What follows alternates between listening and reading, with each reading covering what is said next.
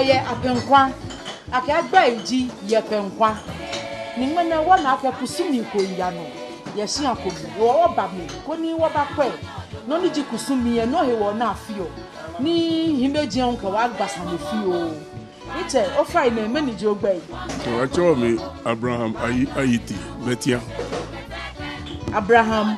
Ayiti no mo fry na kama bi heni wo yo ne me ni ji hye agbai di enche hye agbai ji ni Betia me ni ba to apenkon keje shishije olupa ni yen he gba hye ane ni Betia we de o ye ni Betia we ni wo trash ne she echa na ka aho wo kusumi ni eni ni se bia na ka afe no kosan ye bia musimo ma bia ka e banye chidege ka ni nya ho nya ye lo na ni poten ye wo ni ne ka ni fe mo na ete no ene afi ni eni ni da afi e wo fio shi mene gbine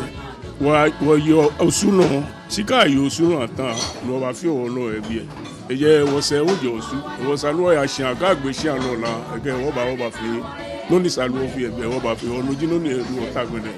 wo be o se nu o try bi efe ni Betia station amen piti amen hwanmene wo fe wo le ake ka agba kon le mi sesun wo be si na try bi o mane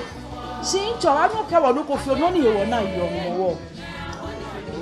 to wo nye lo mu akewa homo yi homo go ni ba to game be go ni hu ni face ni eni ngba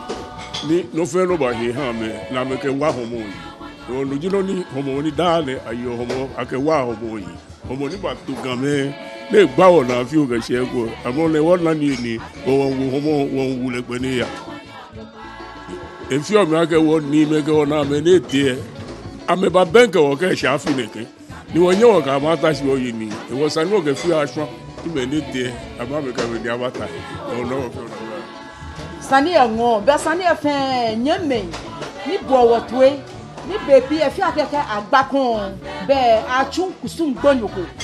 achun aha cholo teku edabi ni na keso afe ake woni me ke wona me ne chon wo hin na mete hejo mo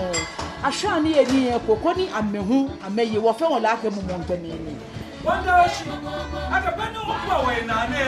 ano e to mo e kwa ko be fe mo fomo no tie afi okunne okadi yo che efi ake ono jono tv ne ni woni fe mo ne ho ejino ko ni wo ke ngo gano sipon no kusumi ke ni bi fe ni ya no wota wo ke wo eja ka wo yue mu elaje no we o masumo ko no wo gamme abi fe ni o ga sipon nga wo ke wo he pe o ni wo yo yue mu nkoko me ni wo di enche wo yue mu wo hye wo fo no wo nga fi o ko ni agbene hu o bajo mo o ha hia na mi bi fe ake afia ya ne ba ni na wo yo sisi je be gambe no ni gwa wo gama ngaji sanu wo fe ko mi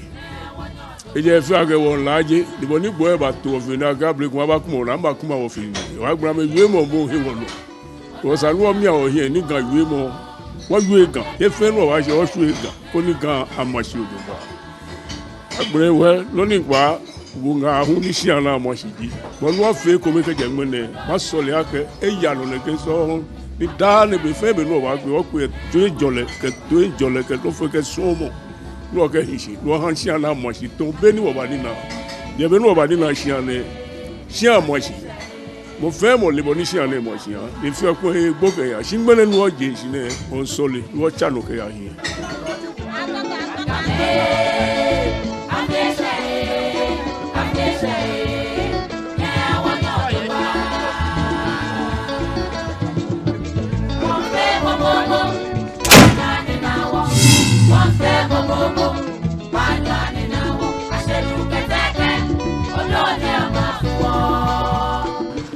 the Betia family and the government that no chole shin ake emo amemni ojoba keje